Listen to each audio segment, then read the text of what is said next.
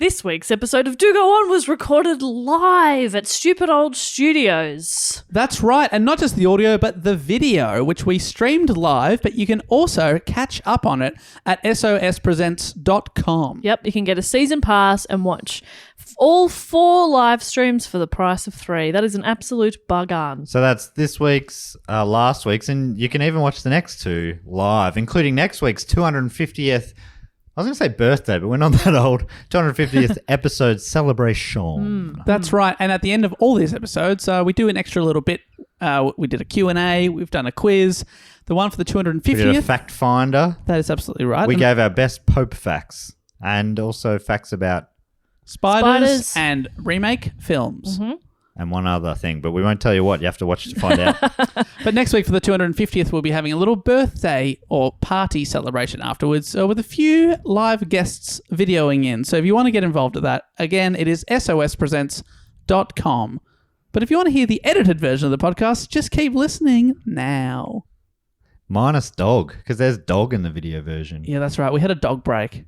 Little tiny dog. Just wandered onto the stage from nowhere. Wearing a hoodie. It's very cute. You have to where see did it come from? I'm not sure. We didn't ask enough questions. And where did it go? This podcast is part of the Planet Broadcasting Network. Visit planetbroadcasting.com for more podcasts from our great mates.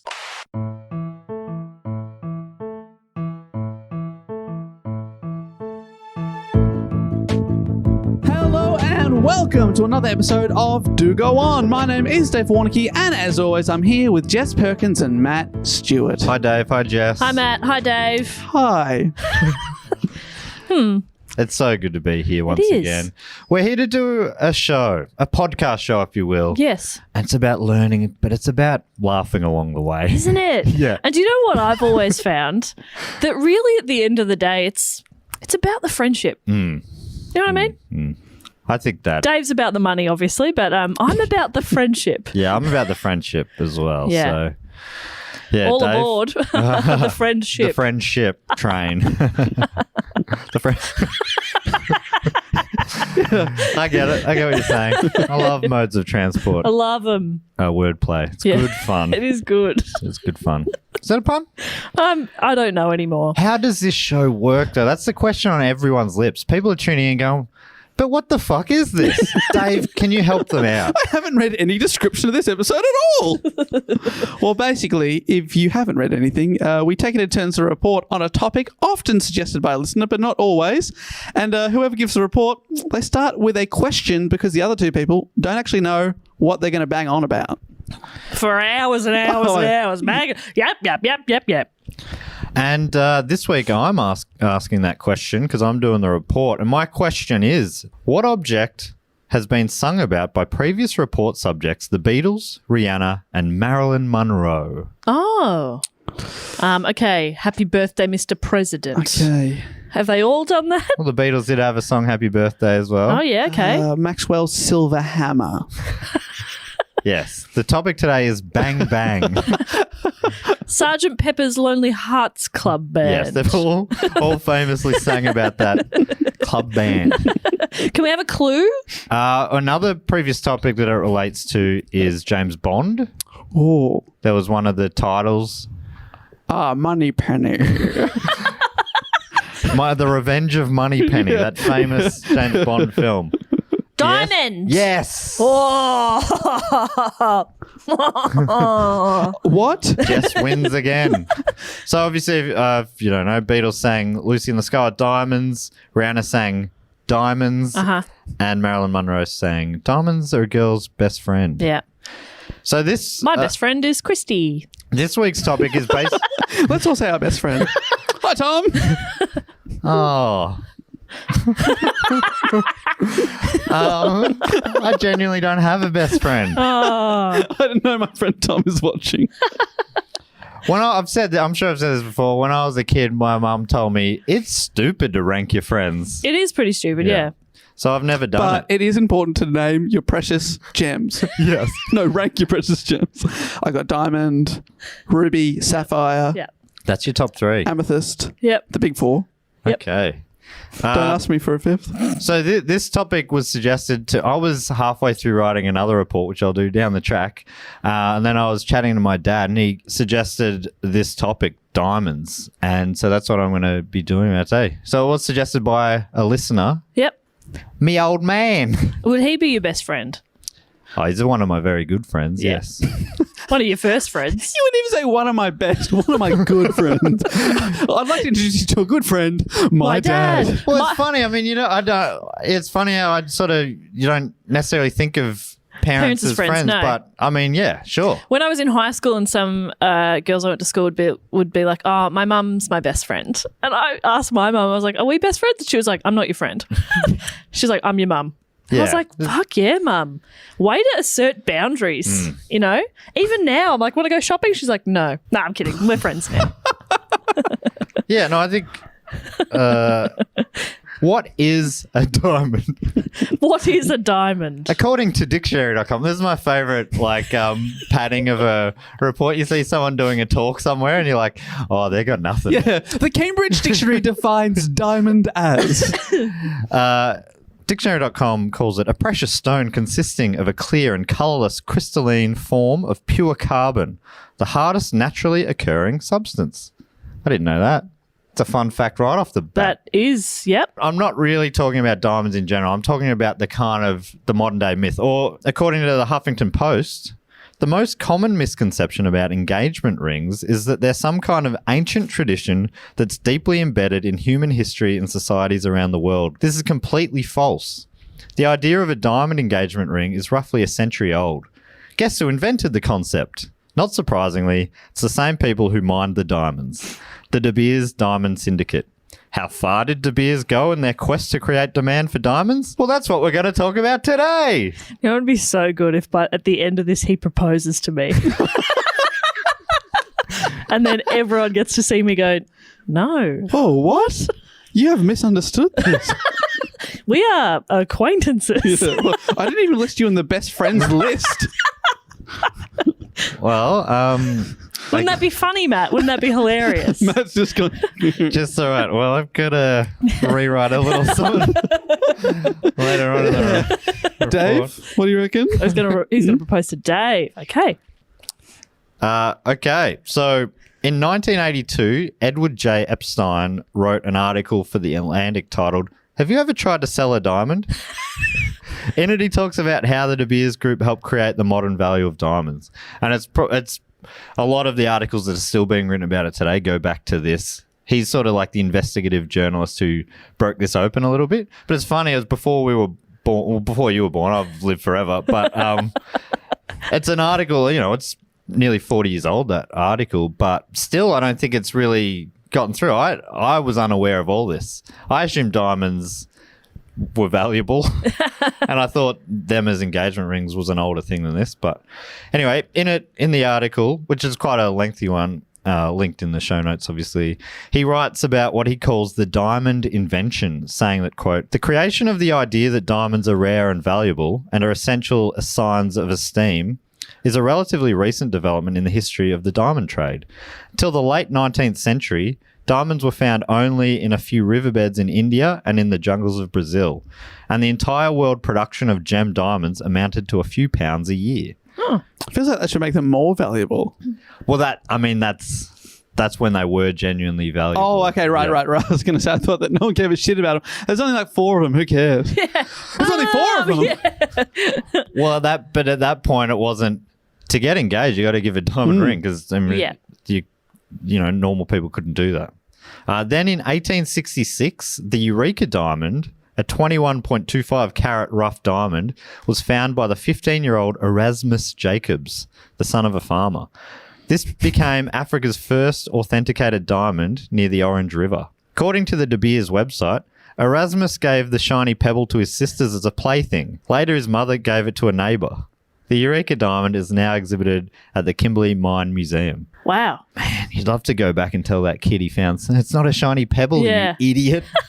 Erasmus is also That's incredible. fantastic. Thank you. name. Yes, I mean, Erasmus is amazing. It does sound like a myth story. Like you have like someone with an amazing name Yeah. finding something, Yeah. not caring about it. Yeah. The website also mentions that in 1869, a nice year, the Star of South Africa, an 83.5 carat rough diamond, was discovered by a Greek herdsman. It triggered the first diamond rush. Ooh. The diamond was sold for 500 sheep, 10 head of cattle, and a horse. It is now in London's Natural History Museum. Isn't that weird that a precious thing found in Africa is in an English museum? It's probably one of the only things I've got though. Yeah. They haven't. And I'm sure it was like a gift from Pillaged Africa, the you know? world. Yeah. Africa were like, here, you take it. You need it. Yeah, I don't go into that too much, but geez, this is all... The backdrop of all this is a lot of cruelty. According to Epstein, in 1870, huge diamond mines were discovered near the Orange River in South Africa, where diamonds were soon being scooped out by the ton. So it went from not many years before, super rare, only in a couple of places. Now they're just been Scooping out diamonds. Scooping them out. They're you just could- they're just going, yep, got 15 more. Yeah. Yep, here we go. Pre-cut, they're already like Yeah. shiny and Some of them were in rings and earrings, and was I weird. think they just stole a woman's jewelry box. I think that's what happened. It goes on. The British financiers who had organised the South African mines quickly realised that their investment was endangered. Diamonds had little intrinsic value, and their price depended almost entirely on their scarcity. The financiers feared that when new mines were developed in South Africa, diamonds would become at best only semi-precious gems. Yuck. Oh, Sorry. Yeah. Suddenly they look a lot less attractive. yeah. Oh. So what were they to do? Well, Epstein explains. The major investors in the diamond mines realized that they had no alternative but to merge their interests into a single entity that would be powerful enough to control production and perpetuate the illusion of scarcity of diamonds. The instrument they created in 1888 was called De Beers Consolidated Mines Limited, incorporated in South Africa. So this is big. This is the cartel they've sort of created. We talked about cartels in previous episodes, like the maple syrup cartel. OPEC's a big oil version of this. But I had no idea that the same happened in the diamond world. I really did just think they were valuable. Yeah. I can't say I've thought a lot about diamonds. That's one of those things, if anyone spent any time thinking about it, they probably realize. But it's just one of those things that's in the background. Yeah. I've had friends who've got married. I'm sure nearly all of them bought a diamond for their partner, because that's just what you do. And that's just really, as we'll find out, is just great marketing.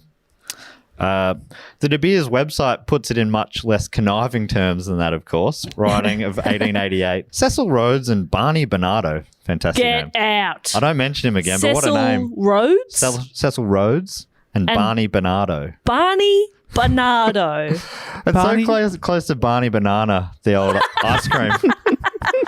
I should have Barney looked into Bernardo. him more. Barney Bernardo. What Do a we great know? name. So he doesn't come back. No, I don't he- talk about him anymore. That's one of the best names Barney we've Bernardo. ever I had. think that is one of the great names. Yeah, I And don't know what else. Cecil Rhodes, that's a famous dude as Yeah, well. I'll right? talk Was about that him the Rhodes more. Scholarship is Yes. named after him. Yeah. I'll talk about that in a couple of paragraphs, Dave. Buddy, hold Yeah. your horses. Jesus. Oh, sorry, Settle the down. Bernardo Scholarship. Well, we all want one of those. The Barney Bernardo School of Ice Creamery. Is that what he started? Yes. Yeah, thought so. Good on him. So this is from the De Beers website. Cecil Rhodes and Barney Bernardo, who had been running two competing diamond operations, decided to join forces and consolidate their companies. De Beers Consolidated Mines Limited was established on the 12th of March. Cecil Rhodes was named chairman and continued in his role until 1902. So Cecil Rhodes is a figure that looms large over this period in South Africa. According to the BBC, Rhodes was an imperialist, businessman and politician who played a dominant role in southern Africa in the late 19th century, driving the annexation of vast swathes of land. Cool. He was born the son of a vicar in Bishop's Stortford, Hertfordshire, in 1853, and dogged by ill health as a child, he first came to Africa where the climate was deemed better for him, aged 17. He grew cotton in Natal, but moved into diamond mining, gradually outwitting his rivals to become the dominant force in the trade. As well as founding De Beers, both Southern Rhodesia, now Zimbabwe, and Northern Rhodesia, now Zambia, were named after him. Oh, Ah, there you go. I never put that together. Yeah, That's okay. obviously why the names were changed back, because it's like a weird thing to exist. And like Dave said, Rhodes Scholarships, which allow overseas students to study at Oxford University, are also named after him. Rhodes Scholars include 3 men who would go on to become Australian Prime Ministers. You want to have a guess? Tony Abbott. Yes, he's Unbelievable. one. Get out. Yep. I thought that was a very funny joke answer. I was like, I know. He's actually quite educated. really? The other 2, Malcolm? Bob Hawke and Malcolm Turnbull. Yeah. Oh, fuck, so that's 2 very recent ones. And Bob Hawke wasn't that long ago either. No, Bob Hawke, when he was over there on that's when he famously set the Guinness World Record for sculling beer. Yes, our Prime Minister. There's also maybe the most famous of all Rhodes Scholars, ex-US President Bill Clinton. Oh, right, okay. According to the BBC, Rhodes detractors see him as a racist and one of the people who helped prepare the way for apartheid by working to alter laws on voting and land ownership.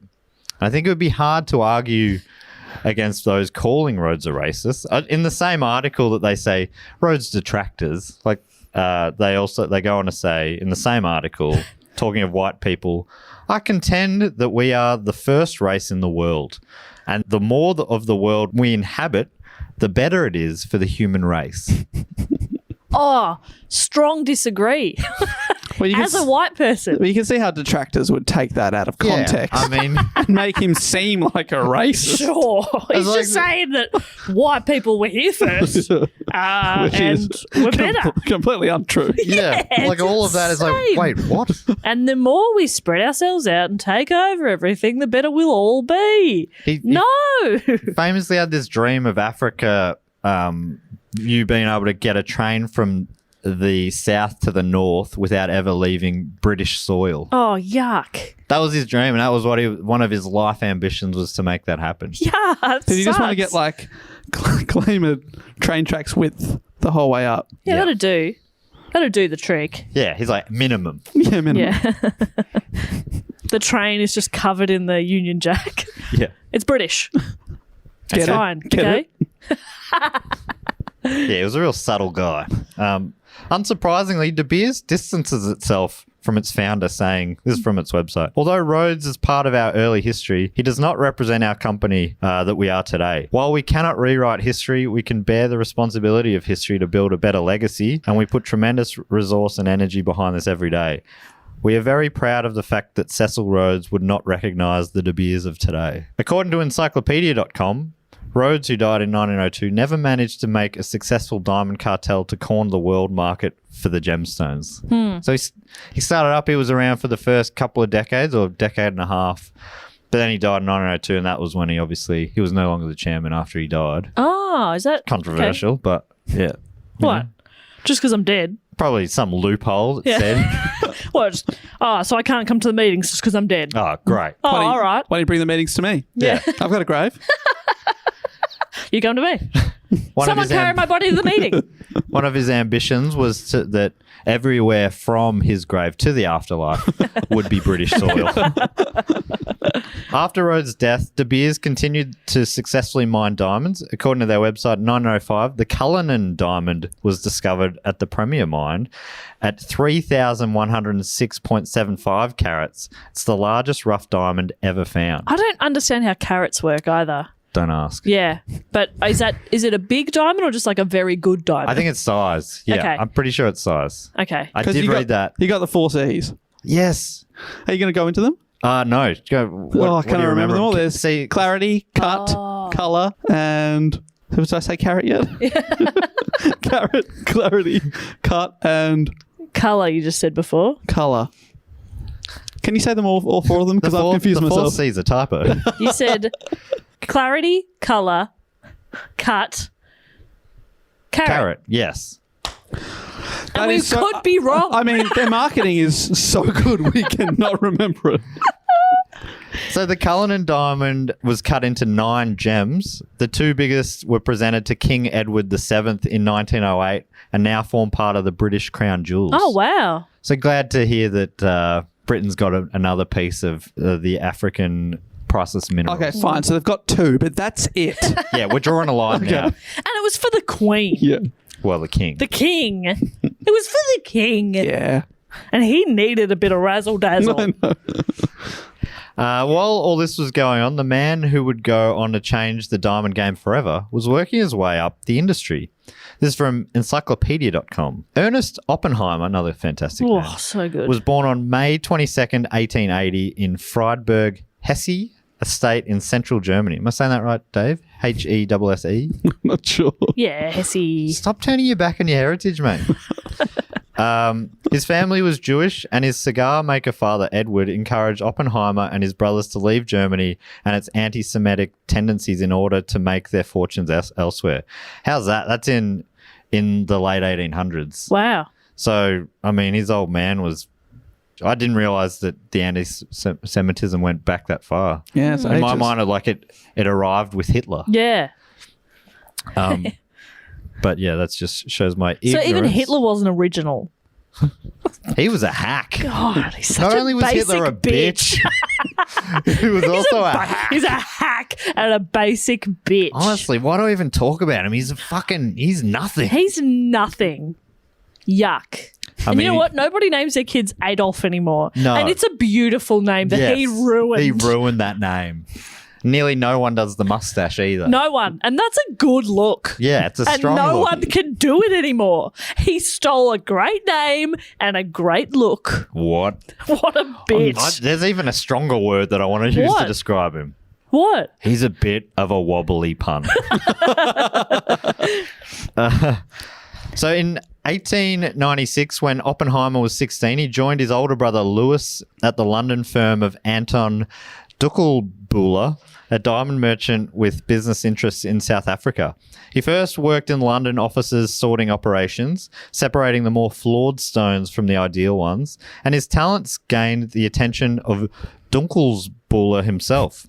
After Oppenheimer became a naturalized British citizen in November of 1901, he sailed to South Africa to take over the firm's office in Kimberley, the site of the largest diamond mine, or a large diamond mine. I've just upgraded it. It's the biggest one. Biggest one. Don't look it up. Don't look it up. Epstein said of Oppenheimer, he was in many ways the prototype of the multinational businessman, German by birth, British by naturalization, Jewish by religion, and South African by residence. As World War I broke, Oppenheimer split his time between Britain and South Africa, sailing between the two. On one of these trips, his ship was torpedoed by a German U-boat, meaning he had to abandon ship to a lifeboat and was rescued by a British destroyer. This is a little side note there. During the war, though, Oppenheimer was able to make some shrewd business maneuvers, and they led him to setting up the Consolidated Diamond Mines of Southwest Africa. And in 1917, he founded the Anglo-American Corporation to develop gold mining in South Africa. According to encyclopedia.com, the leverage he now held forced the De Beers company into a bargaining position with him. In exchange for the Namibian properties, he asked De Beers for a share of stock and a seat on the board, and its cornered directors were forced to acquiesce. Oh, Great word, acquiesce. love that word. Once the war was over, England's King George V knighted Oppenheimer for his wartime service, and according to the De Beers website, he is elected to the De Beers board after Anglo-American, the company he founded, becomes a major De Beers shareholder. He must have been pretty young to get that knighthood too. Yeah. I'm just... What was the other king that I said they presented? The King Edward the Seventh, right? So obviously there was the chain. I'm not so good on... because we've had one queen forever. It's fantastic. Then there was before that... Hang on. What's that, Dave? It's fantastic. You don't have to remember anything. Yeah. It's great. She'll live forever. I wish we could just have one prime minister. Oh my God. I mean, people say that they don't want a dictator, but honestly, it would be so much easier for history class if it was just the same person all the time. That would be good. But yeah, you're right. We've had the Queen for so long. Yeah, so it just tripped me up though. I'm like, wait, have I given him the wrong number? But it was Edward the Seventh. Now it's George the Fifth. So Then George the Sixth, then Edward the Eighth really quickly, and then... right. No, the other way around. George the Fifth, Edward the Eighth, then George Which the one's Sixth. Guy Yes. Pearce? Edward. Right. Right? I can't remember Because who he then played. George was... He married the American. Yeah. George was... George number George was 5. the Queen's... And then they were going to have Edward the Yes. Eighth, but then after he abdicated, so then George the Sixth, the who Queen's was dad. The Queen's dad. I'd Bertie. love to do an episode one day that just is like short guide to all of them. From the beginning to the end, we just go through all the monarchs of England. Right. Would you reckon you'd be able to get it through that in an hour and a half or so? That'd be like a 4-episode special. Yeah. We could do it. I think that Coming this Blocktober. be Oof. interesting. History of the Shotgun nut. British monarchs. De Beers started taking control of the world diamond trade, according to Epstein. At its height, it not only either directly owned or controlled the diamond mines in southern Africa, but also owned diamond trading companies in England, Portugal, Israel, Belgium, Holland, and Switzerland. So is he a billionaire? Yes, Okay. I would assume so, yeah. They're doing pretty well. De Beers proved Like to be... he doesn't have to think about adding avocado. No, he'd say yeah. He'd say, yeah, absolutely. Yeah. Guac for all. I don't even thanks. think they'd offer. They'd just assume. Yeah, right, okay. Wow. That wealthy. He walks into a restaurant, they bring him one of everything. Yeah. He Just in and case. he can afford it. He doesn't add things on. He goes, I'll have everything minus the anchovies. Yeah. I want everything, but I don't want this, this, and this. Yeah. Love that. Just that's quicker. What a baller move. It's also very wasteful. Oh, yeah. It's weird when rich people are wasteful. You're like, I would have thought they'd care about stuff and the greater good of humanity. Yeah, it is weird. It is weird. When billionaires waste stuff. Damn right. De Beers. Epstein goes on, De Beers proved to be the most successful cartel arrangement in the annals of modern commerce. While other commodities such as gold, silver, copper, rubber, and grains fluctuated wildly in response to economic conditions, Rubber's the shittest one, isn't it? diamonds have continued, with very few exceptions, to advance upward in price every year since the Depression. So far we've talked about how De Beers was able to basically control the supply of diamonds, but probably here's where it gets a little more interesting. This is how they started to be able to manipulate demand as well. Oh. According to Epstein, in Europe where diamond prices had collapsed during the Depression, there seemed little possibility of restoring public confidence in diamonds. In Germany, Austria, Italy, and Spain, the notion of giving a diamond ring to commemorate an engagement had never taken hold. In England and France, diamonds were still presumed to be jewels for aristocrats rather than the masses. Furthermore, Europe was on the verge of war, and there seemed little possibility of expanding diamond sales.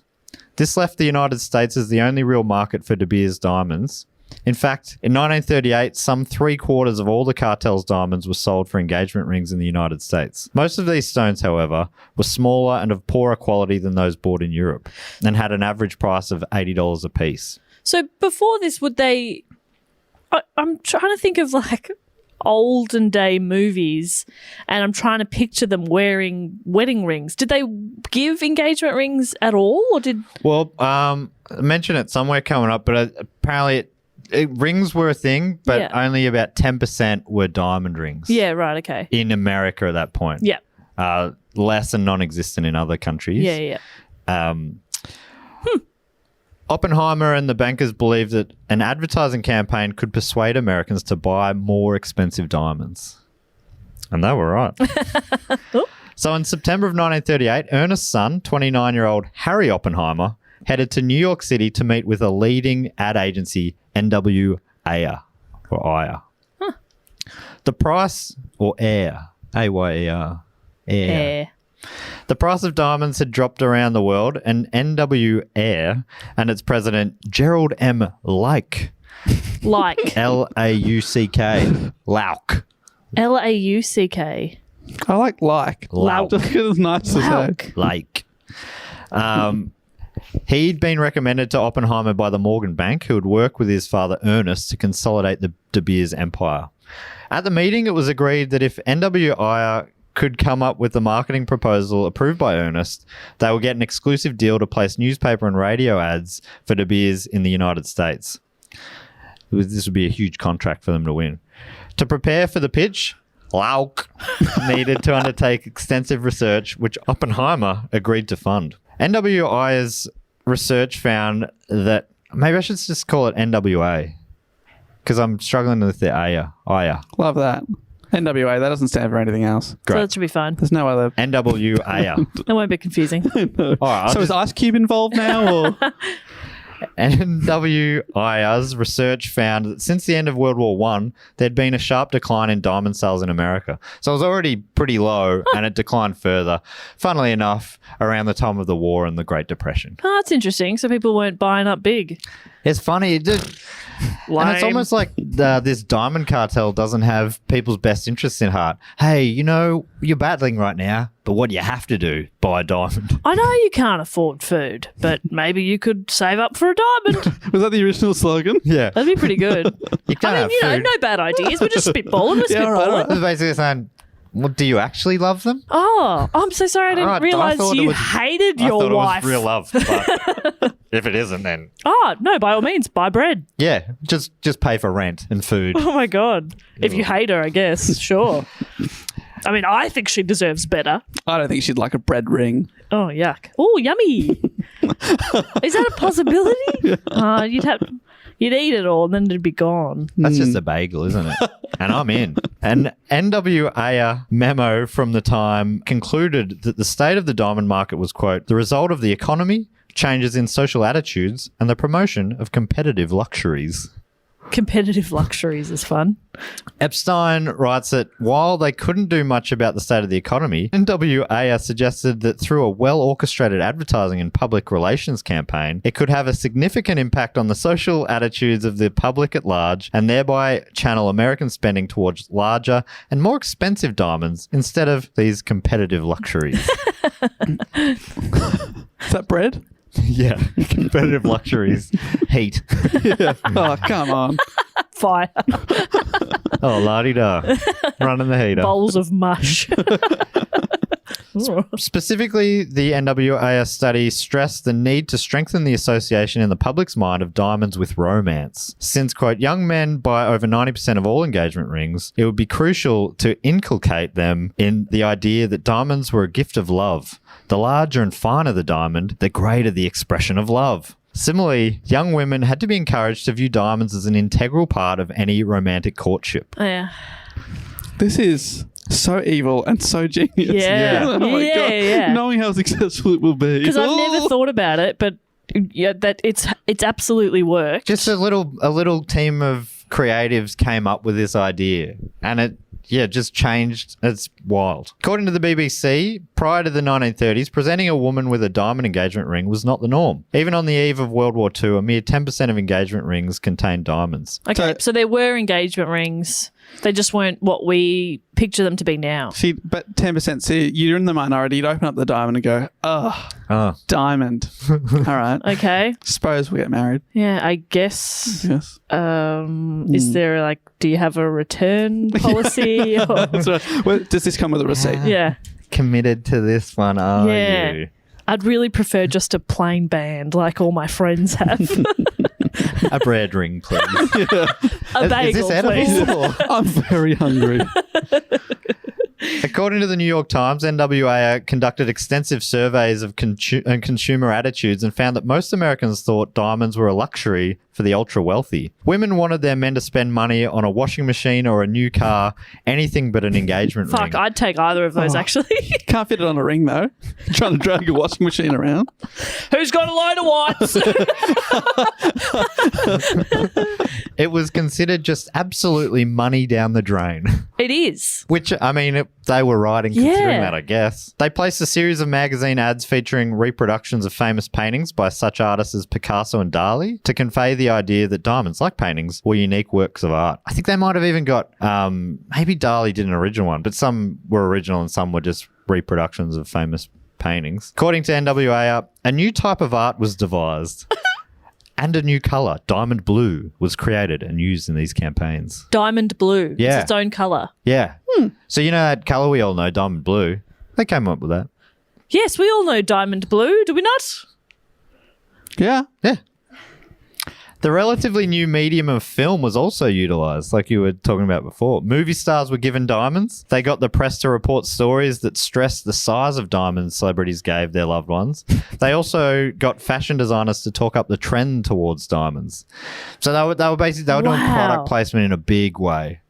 And it sounds like they were early, at least early adopters, but maybe even helped introduce the idea of the bigger the stars they go, here's a big diamond to wear on the red carpet. Yeah. They do that, which is now a big part of every red carpet thing, Yep. which is fun. It is fun. Isn't it fun? I love it. Who are you wearing? De Beers.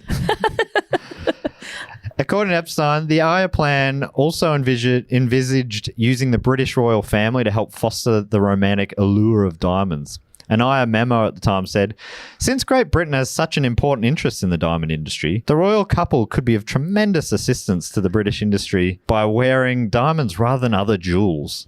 Queen Elizabeth later went on a well-publicised trip to several South African diamond mines, and she accepted a diamond from Oppenheimer. So even she was in the product placement biz. Far out. The strategies quickly bore fruit, and by 1941, NWIA was able to report to De Beers that the sale of diamonds had increased by 55% in the United States since 1938. So 3 years later. 55%. Yeah. Far out. Now we're now into war times. I mean, I don't think America's quite joined the war yet, but which I think is part of the reason why they were looking at America rather than other places like in Europe and whatnot. Right. Because basically the rest of the world was at war. But these Americans living it up with their diamonds. According to NWIA, I think I've said it differently every time, but that's okay. It's all right. People have come to expect that sort of variety and creativity from me. According to NWAI, this campaign had required the the campaign had required the conception of a new form of advertising. This is them talking about their own creation. The conception of a new form of advertising, which has been widely imitated ever since. There was no direct sale to be made. There was no brand name to be impressed on the public mind. There was simply an idea, the eternal emotional value surrounding the diamond. You do see that now, like industries you see milk ads now rather than ads for particular brands. Or like buy it, avocados. Yeah. It's not one brand. It's just the idea of it. Get some pork on your fork. Yeah, is that like the meat board I've just paid for that ad? Yeah, but I think part of the reason, I haven't got this written down, but I read somewhere that part of the reason for this was they weren't allowed to, because of a conflict of interest or something, they weren't able to directly market it as themselves early because they owned too much of a share of the business or something like that. But anyway, they got around it pretty well. Very well. Because it just meant, I mean, if people wanted diamonds, they were buying De Beers diamonds because they had a monopoly. Yeah, if you have the monopoly, you don't have to say the brand name. You just say the product, and then people go, well, I'm not being sold to by a marketing firm here. It's just the diamond itself. Yeah. I mean, how could that be wrong? Yeah. Why would the diamond lie to me? But I've seen a lot of older ads that do say De Beers at the bottom as well, so not 100% sure about that. But basically, that's a little detail at the bottom. The main ad is buy diamonds. Diamonds are love. Don't you love? You a robot? Yeah. If you're a robot, this ad isn't for you. Do you not feel? Not only were they successful at intrinsically linking engagement rings and diamonds, they were even able to encourage their buyers to spend much more than they had previously. The bigger the diamond you see, the bigger the love, the bigger the commitment. And according to the BBC, in the 1930s, at the start of the De Beers campaign, a single month's salary was the suggested ring spend. Yes. They invented that. You still hear The rule that, of thumb. yeah. Which is fucked. That's a lot of money. That's so much money. Oh, just a 1/12 of your yearly income. Yeah. And is that before tax or after tax? Well, they don't specify that in the ads. Come on. But there's a heap of different, I think I mentioned a few of them a bit later when they up it to 2 months. They just arbitrarily, decades later, they start saying their ads, 2 months salary. You know what I'm talking That about. stresses me out too, because I have stuff that I was given for my 21st 9 years ago that I loved at the time, and now I'm like, your taste changes. Okay. So if you spend 2 months of your salary on a ring, well, you're stuck with that, aren't you? Well, that's 2 months back then. They've now upped it to 48 years 48 salary. years salary. So more than normal of working life. So they'd already increased the percentage of sales. They've got people to buy more expensive ones. Wow. But they were by no means finished. Oh They my wanted to God. further strengthen the link between diamonds and engagement. This next chunk, again, comes from Epstein's article. In its 1947 strategy plan, the advertising agency strongly emphasized a psychological approach. We are dealing with a problem in mass psychology. We seek to strengthen the tradition of the diamond engagement ring, to make it a psychological necessity capable of competing successfully at the retail level with utility goods and services. Why are you competing with? Anyway, so this, Hang on, there was a line in there about the tradition or something, or the we want to strengthen the tradition of the diamond engagement ring. So they've built which they made up. Yeah, they made up. So it's not really a tradition. They're building so much, on the tradition they started. Wow. That's from a quote from an NWI memo that they wrote to De Beers. That's all in their own words. It defined as its target audience some 70 million people 15 years and over whose opinion we hope to influence in support of our objectives. So you get them when they're 15 so that by the time that they're, looking to wed. At 16. It's already in there. We've had a good 12 months on them. Yeah, that's how you get them. And I hope they've saved a month of that salary over the last year.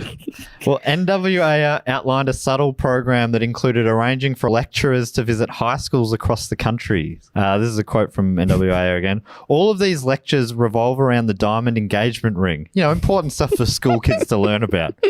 And are reaching thousands of girls in their assemblies, classes, and informal meetings in our leading educational institutions. The agency explained in a memo to De Beers, the agency had organised in 1946 a weekly service called Hollywood Personalities, which provided 125 leading newspapers with descriptions of the diamonds worn by movie stars. And it continued its efforts to encourage news coverage of celebrities displaying diamond rings as symbols of romantic involvement. In 1947, the agency commissioned a series of portraits of engaged socialites. The idea was to create prestigious role models for the poorer middle-class wage earners. The advertising agency explained in its 1948 strategy paper, "We spread the word of diamonds worn by stars of screen and stage, by wives and daughters of political leaders, by any woman who can make the grocer's wife and the mechanic's sweetheart say, 'I wish I had what she has.'" Oh, you suck so much. It's so evil. That's awful. I'd never thought about this. Yeah. It just feels like they invented modern marketing, but it's just wild that they got in so early. Like, it feels like you wouldn't get away with doing it now, but you probably would. I mean, that happened with iPhones and stuff, didn't it? Yeah. You have to have a tablet. Yep. This isn't mine. I'm not a sucker. Holding Jess's tablet. I'm a sucker. I got a desktop, laptop, iPad. If you're inferring that, fine, but that's not what I was meaning at all. It was around this time that Francis Garrity, a copywriter at NWA's, came up with a caption for one of their magazine ads. No. You know the classic one? Get a diamond or fuck off. Diamonds are a girl's best friend. A diamond is forever. Diamonds are forever. Great song. In the ad, the words are written below a picture of two young newlyweds on their honeymoon. Garrity later recalled the night she came up with the iconic line, saying, as written in the New York Times, she had just finished a series of ads and was headed to bed when she realized that she had forgotten to create a signature line. Exhausted, she said, "Dear God, send me a line," and scribbled something on a slip of paper.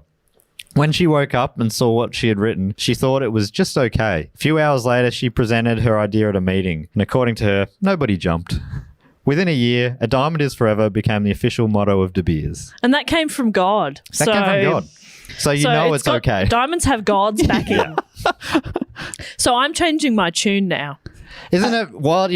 Like, I've had so many times where I've been half asleep and I'm like, oh, I did for a joke or something, I'll write it in my phone. It's always trash. And the next day I go, the fuck was that? Yeah. It makes no sense. It's never been "a diamond is forever." Damn it. But give it a year or so and it might be your official slogan. Yes. And also, but I have never asked God to please send me a line. That's what you got to do first. I'll do that next time. Epstein argues that the slogan is a little misleading, saying, even though diamonds can in fact be shattered, chipped, discolored, or incinerated to ash, the concept of eternity perfectly captured the magical qualities that the advertising agency wanted to attribute to diamonds. I mean, but we said at the start that they are the hardest naturally occurring substance. Yeah. So, it makes some sense, but yeah, they're not unbreakable. Diamond is forever is better than a diamond is the hardest naturally occurring substance. That is not quite as romantic. Honey, that's so romantic. Oh my God, I want that on my finger for the next 45 years. Like our love. It's the hardest naturally occurring substance. Like my... Garrity worked on De Beers ads for a quarter of a century. So she worked for NWA, but she was assigned to, apparently back then, women copywriters at ad agencies were assigned to women products. So she was assigned, she was one of Pantyhose, two female diamonds, hair products. Yes. And she got diamonds, and she did it for a quarter of a century. And do you get the idea that she was just paid like a small wage? She never really profited. Like, I'd rather be on diamonds than pantyhose or like pads. pads are forever. We're doing In cricket brackets. pads? Cricket pads. In brackets, do not use this pad forever. Cannot stress that. Honestly, you have to That would change be a it. bad business plan for them. Pads It's pads for forever. life. Yeah. By one and done. You got it. You got this. It's not good. Don't do that. That's not true. I couldn't think of any other women products. Lipstick, I guess. That's boring. What about a doctor's stethoscope, Jess? Women can be doctors too. Sorry, as the feminist of the pod, I really felt like I needed to say something. Thank you. Thank you for speaking up. So I lent in Yeah. and I spoke over you. Thank you for speaking over a woman about women issues. Was that too hard? So she worked there for a quarter of a century. Not all of her lines have been as iconic. Here's another part as documented by the Times. It's just the Times wrote some of her early copy bordered on the heavy-handed. Here's one of her ads from War Times. It says, "Star of Hope. The engagement diamond on her finger is bright as a tear, but not with sadness. Like her eyes, it holds a promise of cool dawns together, of life grown rich and full and tranquil. Its lovely assurance shines through all the Is hours this a of fucking waiting tagline? to kindle with joy and precious meaning at the beginning of their new life to be." I hate that. Someone's got to start praying more Yeah. for that. That was terrible. I think you need to consult with God a little Yeah. more before you Jeez. submit this Yeah. bullshit. God needs a copy editor. Gosh. I loved it so much. It's as bright as a tear, but not with Not a sadness. sad one. Happy tears. In 1951, NWA wrote in its annual strategy review, "The millions of brides and brides-to-be are subjected to at least two important pressures that work against the diamond engagement ring. Among the more prosperous, there is the sophisticated urge to be different as a means of being smart. The lower income groups would like to show more of the money than they can find in the diamond they can afford." It's like, so some people are showing logic. How do we overcome that? So that to combat that, they wrote, "It is essential that these pressures be met with the constant publicity to show that only the diamond is everywhere accepted and recognized as a symbol of betrothal." So you'd be like, Ruby, yuck. Oh, a sapphire engagement ring. What are you, poor? Because that's what you're saying to the world, that you're poor. And you're telling your wife that she's an ugly bitch and you hate her. But yeah, okay. Yeah, sure. Hey, many blessings to you guys, I guess. Oh, that's fine, yeah. They're like so full on, and then they back off like, oh yeah, reverse psychology, I guess. Oh. If you're a loser. Yeah. Well, Yeah, if you want to be different in a bad way. yeah. Oh, that's unusual. Yeah, enjoy not having to manually wash your clothes anymore. Loser. Oh yeah, enjoy being able to get places in your car. Oh yeah, paying for petrol, huh? Huh. Loser. Sorry, I've So- got allergies. So they knew that in their mind was, we just got to bombard them. But they're saying, "Wait, idiot! Love equals diamond. There's no other way to do it." I think you've just coined the best slogan yet. Hey, Love idiot. equals diamond. Oh, yeah. In brackets, you're an idiot. Don't be an idiot. Don't be dumb. Diamond equals love. So this is exactly what they did. In the 4 decades from 1939, they grew their advertising budget from $200,000 a year to $10 million a year. Oh my god. Okay. As with film decades before, they were able to utilize the invention and growing popularity of television from the late 40s by organizing actresses and other stars to wear diamonds when they were on screen as well. According to Epstein, they also established the Diamond Information Center that placed a stamp of quasi-authority on the flood of historical and news it released. "We work hard to keep ourselves known throughout the publishing world as the source of information on diamonds," NWA commented in a memo to De Beers. So they just set up a thing saying, that happens all the time now. We're a think tank. Our name makes it sound like we're independent, but we're just basically doing more marketing. But this is now legit news, though. This isn't an ad. This is a press release from a legit... Well, it's from the Diamond Information Centre, If you want information, you come to us. From the DIC. Yeah. Dick. You come to the dick. Without the K, you have to say it differently. Dick. Well, it was a production code. I can't remember what... There was some 80s or 90s. Remember that come up at the end? At the end of Dick. At the end of... I don't know what shows that was on. Yeah.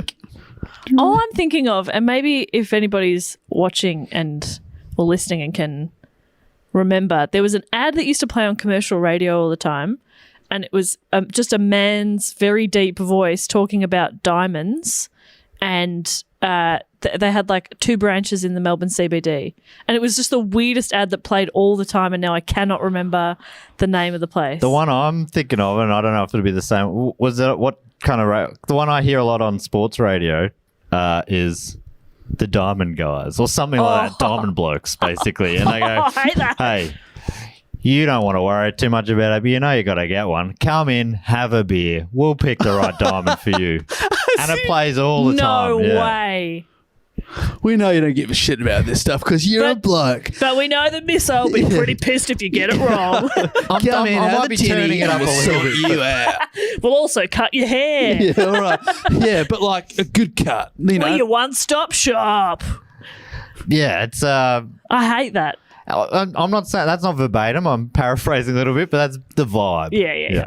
No, that wasn't quite it. This one sounded a bit luxurious, and it was just an incredibly deep voice. It was a boring ad. Hello. Yeah, it was like You'd be good at it. Hello. No, you'd be interesting though. He was boring. He sounded robotic. Oh, Dave. Oh, come and buy a diamond from me. See, I'm going to that shop. Was that good? Oi. Come and buy a diamond from me. Needy, actually.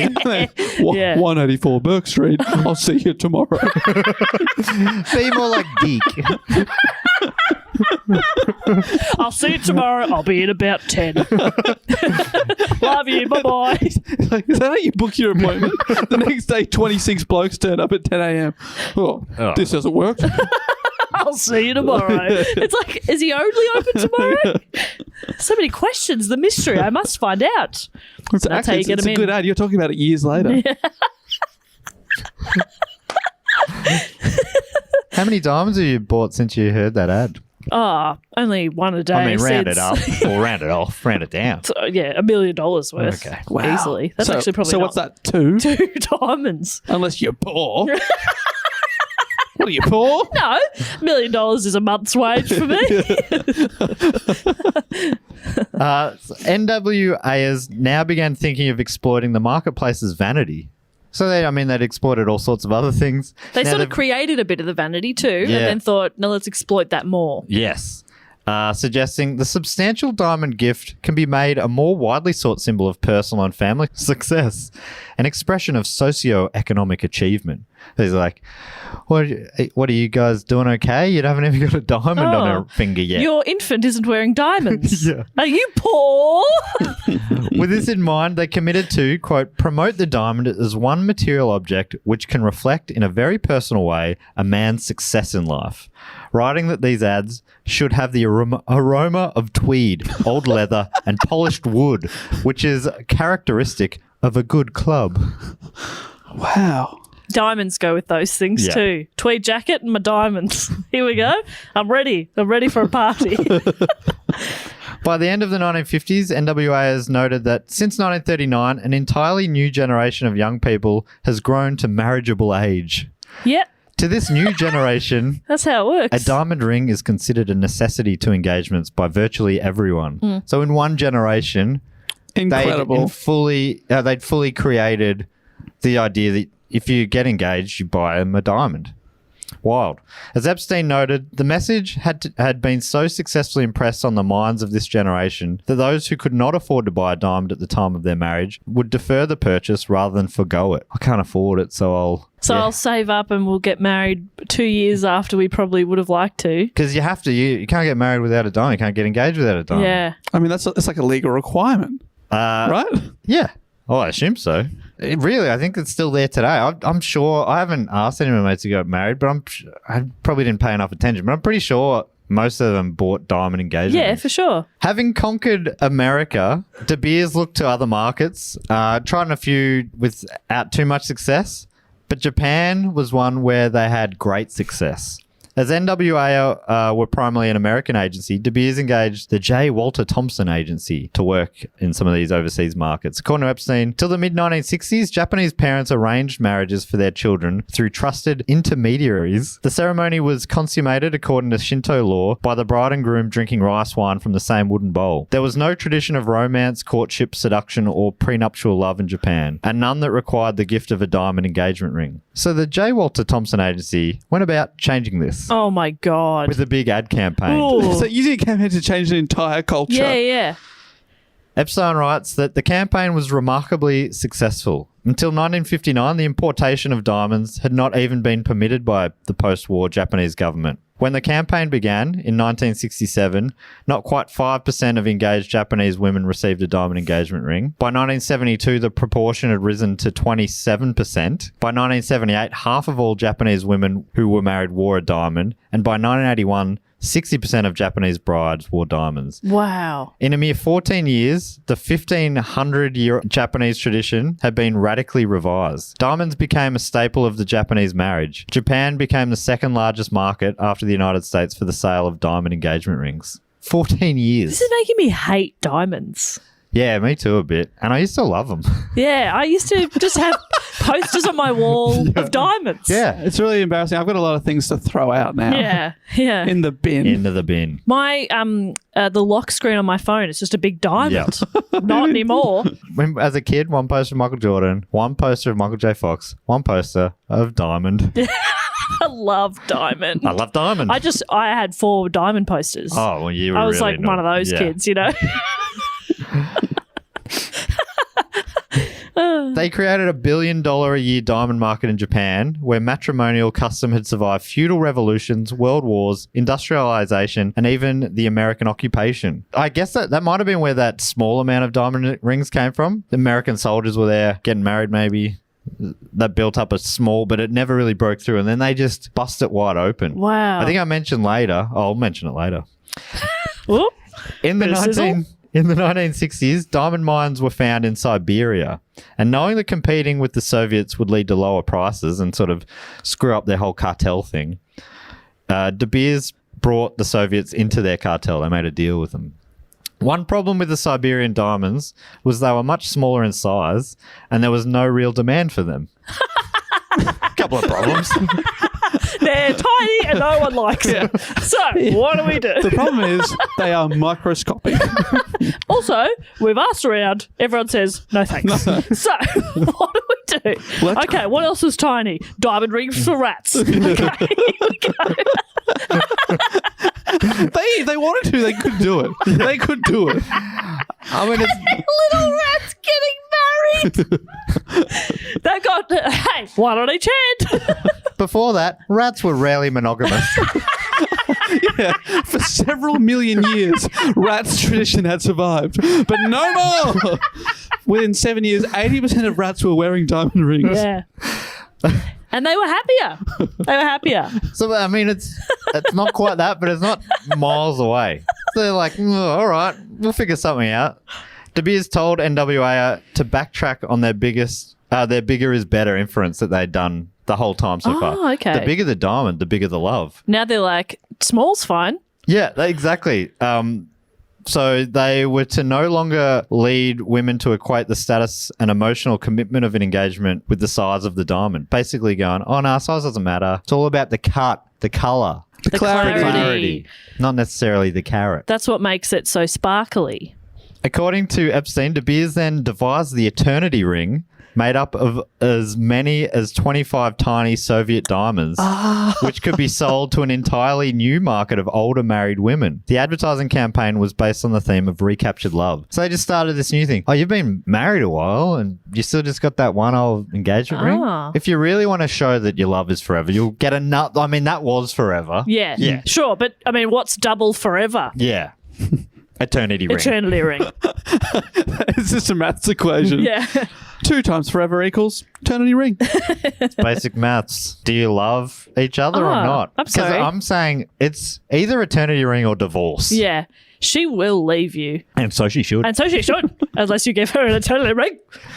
The campaign was a big success. In 1939, the average diamond sold was 1 carat, and this dropped to 0.28 of a carat in 1976. Coincidentally, almost the exact size of the average Siberian diamond De Beers was flogging. Ah. They just changed marketing, and it just changed how people were, oh, we got to get these little diamonds now. And then they were like, well, they were too successful and the bigger diamonds. So they're like, oh, we need a new campaign saying, well, big is actually better after all. Yeah. So they were able to sort of just do what they needed. Oh, we got too much stock of these. Let's focus on those in the marketing. They'd sort of use these strategies over and over. They also rode the changing social attitudes as Deanne Torbett Dunning, NWI's vice president on the creative side during the late 60s, which coincided with what she called a full-blown women's movement, which is a fun phrase, which is what I'm trying to get going as well as a feminist. I want a full-blown women's movement. What does that look like? Stop holding back. So she was in charge during that period. She talked to the New York Times in 2013, recalling, there was an anti-establishment feeling. Whatever my mother had, I don't want. So the ads shifted to a more everyday casual approach. They said, yes, you can get married barefoot on the beach, but don't you still want a beautiful ring? Oh That's what my the God. ads were sort of. Hey, yeah, definitely. Totally, women's rights. Women's hey, rights, yes, women are equal and that you're awesome and you don't need a man, but you do need a ring. Yeah, You still need a ring. you still need a ring Yeah. And you probably do still need a man, and actually. a man Yes. to get you that ring. Yes. By the 1980s, NWA has introduced a series of ads upping the arbitrary recommended spend on an engagement ring, with the ad copy rhetorically asking, isn't 2 months' salary a small price to pay for something that lasts forever? A BBC article listed another couple of their ads pushing for the 2 months of salary idea. So there was lots of these ads. Their ad budget's so big. Wow. There were heaps of variations of this. A couple of the other ones the BBC listed. One featured a pouting woman, a scarf, a finger, a diamond ring, and the words, 2 months' salary showed the future Mrs. Smith what the future would be like. It's just like subtly Paul, putting it you'll in. be struggling because I've spent all our money on this ring. Well, this was misleading. I thought my husband would spend 2 months' salary on everything. Yeah, all 6 things. This bread only costs 10 cents. What the hell? I want wanted- expensive bread. I want a pool full of bread. Ooh. Yeah, bread pool. Another did away with the woman, the pout, and the finger, leaving only a diamond ring against a black background and the question, how can you make 2 months' salary last forever? Gambling. Yes. Put it all on Put red. it all on red. Many times. Yes. And win. Yeah. Many times. You know what is one of the red suits? What? Diamond. What's the other one? It goes all the way to the top. Heart. Heart. Love. Love. Heart plus diamond equals forever. Eternity ring. Eternity ring. Get the ring. Get an eternity ring. Get a ring, you rat. Get a ring. It was a much more hard, full-on campaign for the rats. Yeah. Wear a ring, you dirty rat. You want to be a good rat? You wear a ring. You wear a ring, Only you dirty dirty rats don't wear rings. Making the diamond ring an essential part of getting married and dictating how much a man should pay make it one of the most successful bits of marketing ever undertaken, says Dr. T.C. Mellowar, professor of marketing strategy at Middlesex University, saying, they invented a tradition which captured some latent desire to mark this celebration of love, he says. Once the tradition had been created, they could put a price on it, such as a month or two's salary. And men, says Mellowar, would pay whatever was expected because it was a highly emotive purchase.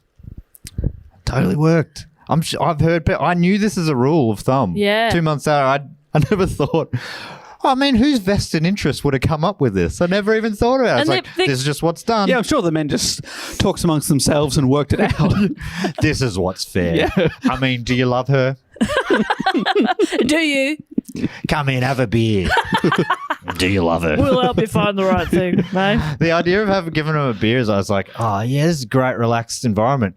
Well, they'll sort of lower my inhibitions and then sell me a real expensive thing. That beer costs $6,000. Ugh. I don't even have a girlfriend. Yeah. I was just lonely. I just wanted a beer. All the pubs were closed. According to Ira Weissman, writing for the Huffington Post, spending a month or two's salary on something so impractical at the exact same time you were beginning your new life together as a budding family is a very poor financial decision. I'm not only a very experienced diamond dealer, I'm also a father of 6, married for 13 years. The expenses only grow with time. They don't get easier. Believe me, 5 years later, you'll be wishing you had a spare $5,000 lying around. Damn right. Oh my god. He wrote this sort of listicle for the Huffington Post, and at the end he goes, let's get this viral. Let's spread the word. Let's get this viral. A bit Love needy. that. Yeah. A bit needy, Ira. Let it happen. Don't ask for it. Written by a true dad. Doesn't really know what it means. Let's get this viral. Father, I didn't even read. Father of 6. Quick question. Do you know what's causing it? What I was calling it. Well, he bought a great ring and, Yeah. love But just never stopped. he works in the diamond industry as well and has his whole life, I think, basically. And now he's sort of dedicated it to sort of debunking the diamond myth. Their ad campaigns are seen as some of the most successful of all time, but they didn't always work. In the 1980s, they tried a campaign to get women to buy diamonds for men. Makes sense. It would have doubled their potential market. But it seems this one failed. One magazine ad is headlined, "She has a mind of her own. She gave me a diamond." Oh, Then says in the body, "Last year, she took me to a great little restaurant for my birthday on an island I'd never even heard of." What? Very relatable stuff early. This year, she gave me something even more unexpected. A diamond. A man's diamond. It finished with the catchy slogan, "Diamonds. From a woman to a man." I love that so much. It's really, I can't believe it didn't work. yeah. I think I'd prefer to go to an island I've never heard of for dinner. That's amazing. Well, Yeah. that's pretty surprising. But the next year, a man's diamond. What makes it a man's diamond, do you think? Chunkier. I guess she just Like gave watches. them. It came in a black box. Yeah. I bought some soap recently. It was for men, and it was black. Black soap. Man soap. I thought it was funny. And Imagine then I if bought it, it. but imagine if it had been like pink or something. You couldn't use it. Nah. Couldn't use I it. was sick of using pink soap. That's lady soap. I need black soap. That's why I never drink strawberry Big M's. Yeah. I only drink black Big M. The Black darker, milk. Black milk is all I drink. Are you drinking oil? Oil. Yeah. Man milk. Yeah. If you can get an engine Hey, going. Dave, here's something you might not know. Milk comes from a woman cow. But oil Do you drink woman cow milk, Dave? Oil comes from a man. Engine. Man engine. comes from my man's engine. Monster truck. I only drink monster truck oil. As long as it's marketed in a black bottle. Part of the it's not too long to go here. Part of the genius of the Diamond is Forever campaign is that the recipients of them are unlikely to ever try to sell them. They are instead worn or locked away safe as an heirloom because they're like, this was a symbol of love. I got to keep this forever. Also, it's a diamond, so it's worth a lot of money, I assume. Yeah. Because it costs a lot of money. Yeah. So that means it's worth a lot So of money. reselling it would only be more, probably. This is an investment. Yes. The diamond industry doesn't want people out there reselling their diamonds, though. So they build this sentimental value into them. As Yuri Friedman wrote for The Atlantic, a diamond that's forever promises endless romance and companionship. But a forever diamond is also one that's not resold. Resold diamonds cause fluctuations in diamond prices, which undermine public confidence in the intrinsic value of diamonds, which doesn't exist. Diamonds that are stowed away in safe deposit boxes or bequeathed to grandchildren don't. Epstein documents many stories of people unsuccessfully trying to resell their diamonds, though. The best, it seems, you can expect is to resell them for a loss. They're very hard to resell. Wow. Normal, everyday diamond engagement rings and stuff. Even expensive. He tells the story of a woman who bought a $100,000 one and then went back to sell it back to Tiffany's a couple of years later, 10 years later, assuming it probably went up in value, and she wanted to do something else with it. And they're like, "Oh, I'm sorry, we don't buy the diamonds, but it's definitely worth a lot. Go sell it. Yeah. This other place we can recommend." She went there and they're like, we don't want to buy it. We could try and sell it for you and give you a percentage of what we sell it for. But she just couldn't get rid of it. So she ended up just keeping it. Wow. They're very hard to sell. And he goes through a bunch of different examples where people bought them as investments and then try to sell them in the year, 2 years, 10 years later and could not sell it for a profit. There are exceptions, of course, as Epstein explains. While those who attempt to sell diamonds often experience disappointment at the low price they are offered, stories in gossip columns suggest that diamonds are resold at enormous profits. This is because the column items are not about the typical diamond ring, but about truly extraordinary diamonds. So there are still these wild diamonds that are very rare. You know, the huge ones that are worth millions initially, they might grow in value. But these stories that are leaked to the press by the Diamond Institute or whatever they were called, they make it seem like all diamonds. That's what happens to all diamonds. Basically, ones that are in museums or in the hands of multimillionaires, the rocks plebs like us buy, their value has been invented purely by smart marketing. In 1982, Epstein wrote, "It is conservatively estimated that the public holds more than 50 times the number of gem diamonds produced by the diamond cartel in any given year." Because, you know, people hold on to them. Yeah. So there's so many diamonds. They keep getting put in because, for the most part, they don't get destroyed or anything. There's just more and more diamonds out there. And they're controlling what's available at the back end, but they're not controlling what the public holds, which is way more than they would normally produce in a year. What did he say? 50 and this is in the times. 80s. Wow. It's that many more. So he basically goes on to say that obviously they don't want, if the public started selling them, the whole system would come crashing down because they would first find that they can't sell them for as much as they bought them for. And secondly, they'd be then competing with the new diamond sellers. So the bottom would fall out of the market. Everyone would basically realize that They're worthless. They're worthless, yeah. So the whole thing is bonkers, basically. De Beers created this illusion of value, and they need the illusion of value to be maintained. Otherwise, average people start selling their diamonds, which they'd struggle to do, which will make the price of diamonds plummet, confirming that the value of their diamonds was an illusion. Basically, I think that's kind of right. Does that make sense? Yeah. Anyway, diamonds are still a thing. Really? I'm starting to wrap up here. It's pretty smooth. And it looks like new markets are still being found. According to Friedman's 2015 article, the social transformation that took place in Japan in the 70s may be repeating itself today in China, where according to a recent Citigroup report, which relies on De Beers data, more than 30% of Chinese brides now receive diamond engagement rings. The practice barely existed in the country in the 90s. Now it's up to 30%. Wow, and they Far have out. like the biggest population, Yes. so you want them on board. That'd be obviously huge. The same article shows the growth in the USA, which went from 10% to 80% in the 50 years from 1940, basically when they started really ramping up the marketing. 10% to 80%. And in Japan, from 5% up to 60, I said back then, but up to 95, it kept increasing to 77%. So it's up basically to the same sort of proportion as the States. Wow. Friedman concludes his article saying, De Beers is still a major player in the diamond industry, though it's not as dominant as it once was. And NWA ceased operations in 2002, but the Diamond Invention lives on. That's the end of my report. I had one fun fact to offer you, Jess, Well, to see. You know, I'll decide. pending fun status. So just say a fact. Okay. You've got a fact. Here's a fact. According to the Times, the line, "A diamond is forever," has appeared in every De Beers engagement ad since 1948. In 1999, 2 weeks before Miss Garrity, who came up with the line, died at the age of 83, Advertising Age named it the slogan of the century. It's all right. That's fun. That is Slogan fun. of the century? I would have thought it'd be... Just do it. Oh, yeah, that's good. I was trying to think of a dumb one. I can't even think of one. Roof. That's good. Surely the best one ever is "See you tomorrow."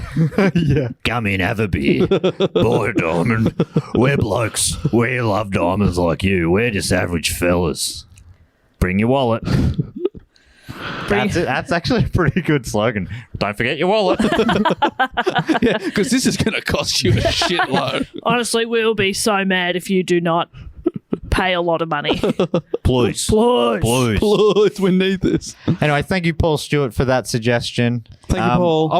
I found it so fascinating, and then as I went through it, I'm like, is this too dry? I wasn't sure, but anyway, it's a bit of a different report to what we normally do. Yeah, it's cool. It's more like in the vein of an old report I did about why do boys wear blue and girls wear pink. And the answer was basically marketing made it up. Yeah, it's made up. And we're all sheep. Yeah. Well, that brings us to everyone's favourite section of the show, the Fact Quote or Question section, which is where one of our fantastic Patreons gets to give us a fact, a quote, or a question, basically just enhancing our brains and our hearts and our minds. It's different from brain. Yeah. Somehow. Souls. Absolutely. And does it not have a little theme song? I think it does. How does it go again? Fact, quote, or question. Never forgets the ding. So the way you can get involved in this, you go to patreon.com/DoGonePod and you sign up on the Sydney Scheinberg Deluxe Memorial Edition. Rest in peace. Please. Thank you very much. Level. And you get to give us a fact, a quote, or a question. We go through about 4 each episode. And, some are facts. You know what they are. Some are quotes. You know what they are. And some are questions. And you know what they are. And Jess, you're running it this week because I don't have my computer. But I do.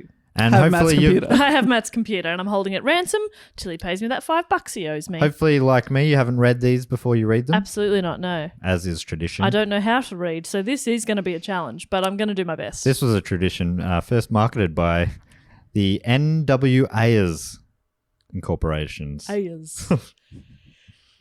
Yeah. Okay, so our first fact quote question comes from Gary J from the UK. Gary J from the UK. Hi, Gary. I hope it's Gary. Bradman related. And his title that he's given himself is The Happiest Person Alive. Oh. In brackets, if Matt came through on his promise to do the Don report. Oh. I probably went early with that promise. I have written half a report, which is the length of not quite the length of today's report, and I'm about halfway through his life. I will do it. I've got to either it is a long episode, or I've got to do some condensing. I vote condensing. Okay. Well, Gary has asked us a question. His question is, seeing as this podcast and mini network is a big, massive success, and don't be so modest it is, okay, what opportunities has it given to you because of it that you wouldn't have had the chance to do otherwise? Oh, I suppose number one is the live shows that we do or Yes. have done, the tours. We've been on 3 overseas trips together. Yes. I did not see that coming when we started this. No, definitely not. I had no idea what this would do, like I was like, yeah, okay, I'll go do a podcast, not knowing what a podcast really was. With these weirdos. I think when I started, the main hope, the main hope was that it would be fun, and if there was any sort of other benefit, it would be that it would help make people aware of our stand-up. Yeah, it was basically to use this as a side thing to promote our main thing, which is our other comedy projects. Yeah, which I don't really do anymore.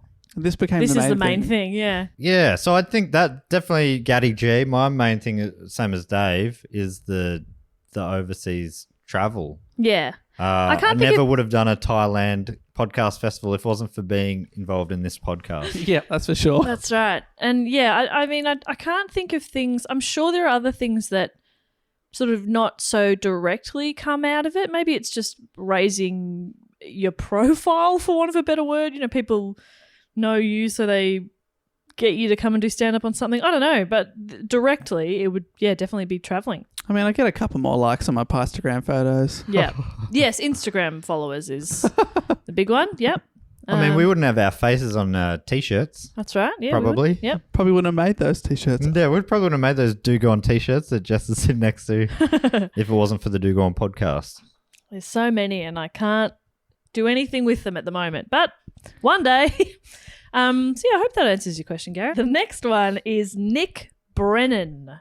And On your neck. Nick has given himself the title of Actions and Repercussions Advisor. Oh, wonder what that means, but I love it. Love it. Some sort of drummer. That's percussion. Oh, pardon me. Well, if you do percussion more than once, it's repercussion. That is true. So yes, okay, so he's a drummer. He's our drummer. Great. And our action figure? Yeah. Yeah, love Fantastic. that. Action Great. figure model. We'll use his body, our faces. I assume his is better than all of ours, definitely. probably. Easily. And Nick has given us a fact. I love a fact. The fact is Pogonophobia is the fear of beards. Oh, Luckily, I've recently turned mine into a mustache. Oh, thank goodness. Thank God. Dave, though, I know. I'm terrifying. you still give people the heebie-jeebies. Here's a bit of a dig, though. He says, you probably know your fair share of men. Matt, who sports some sort of facial hair. I'm Dave, sorry. noticeably excluded there. Ouchies. Ouchie, mama. Wow, that's a comment. That is a hot tamale. This comment certainly has repercussions. And it's upsetting me. If you suffer from pagonophobia, the fear of beards, then you'd rather avoid them. And it turns out this fear could be justified. A 2018 study published in the Journal of European Radiology suggests that beards contain significantly higher amounts of bacteria than dogs do. Oh, cop it, Matt. Cop it. Well, I've read studies that say beards work as a filtration system for the air you breathe as well. So, Right. But, so you know those bacteria in the beards? That's what non-bearded people breathe into their lungs. oh, my God. I'm extrapolating there. Can I ask you one question, Matt? What does your beard smell like? Wet dog. Busted.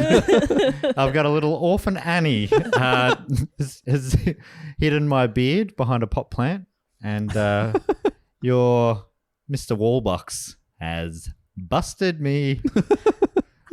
With that fancy shirt, you look like a real Mr. Wallbucks type. Daddy Wallbucks, Thank you. I think is what he's actually known as, isn't he? Oh, yeah. Daddy Wallbucks. Well, That's hot. I'm hoping one of or both of you have seen the movie Annie. I haven't, no. No, I'm not getting any of this. Oh no. The only reference I have is you saying, why do I smell Why do I wet smell dog? wet dog? Which movie do you like? The recent remake? I haven't seen the recent remake. Okay. I've only seen the 80s or 90s one. Right, okay. But which I don't know if that's the original or what. It's set in the olden days, so I'm assuming it's probably a remake. Yeah. And I mean, it's been a musical for a long time. Right. I don't know. Anyway, thank you very much to Nick. Jay-Z sampled it in one of his early hits. Oh, Hard Knock yeah. Life. Wet dog. Wet dog. I mean, Why if he does was it smell smart. like wet dog? He's gone on to a pretty big career, but that career would have been even bigger if he sampled Daddy Wallbucks saying, "Why do I smell a wet dog?" I hope I'm remembering that right. So you only know that from me. That's the only thing I get from it's your reference. That's and funny. Sometimes it just gets into my head. Yeah, it gets in my head as I well. just think it. Wet Your impression dog. of that. Moving on to our next fact quote or question note is Sam Cash. Ah, Sam Cash.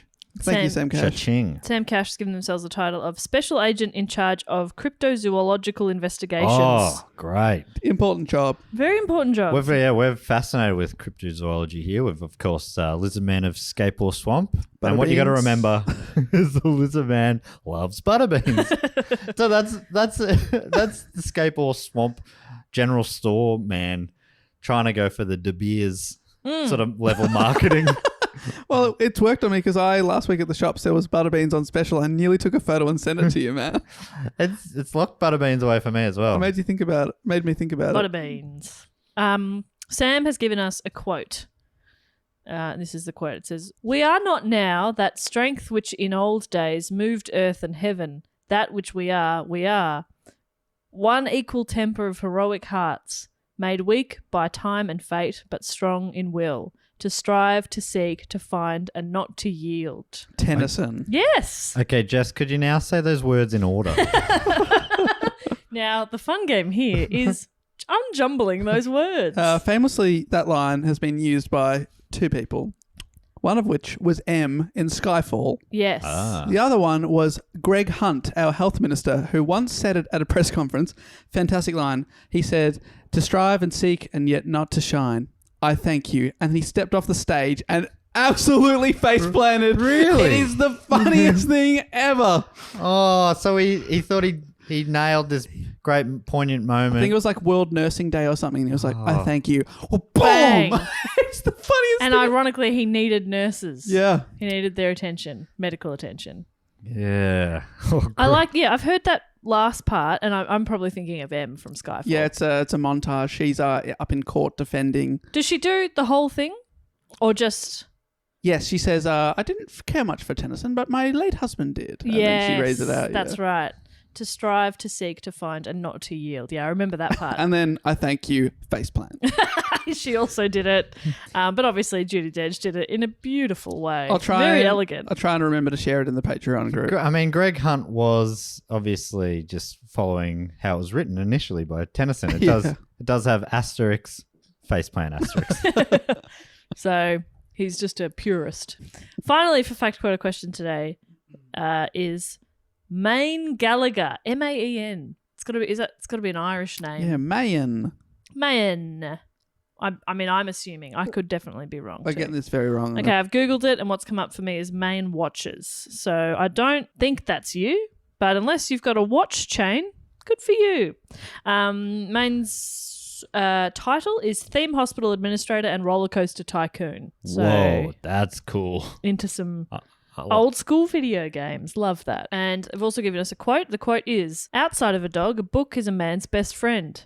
Inside of a dog, it's too dark to read. Is that a Groucho? Yes. I remember seeing that on a bookmark as a kid and going, that's funny. It is very funny. And my friends didn't get it. And I was like, am I a genius? And that was later confirmed to be true.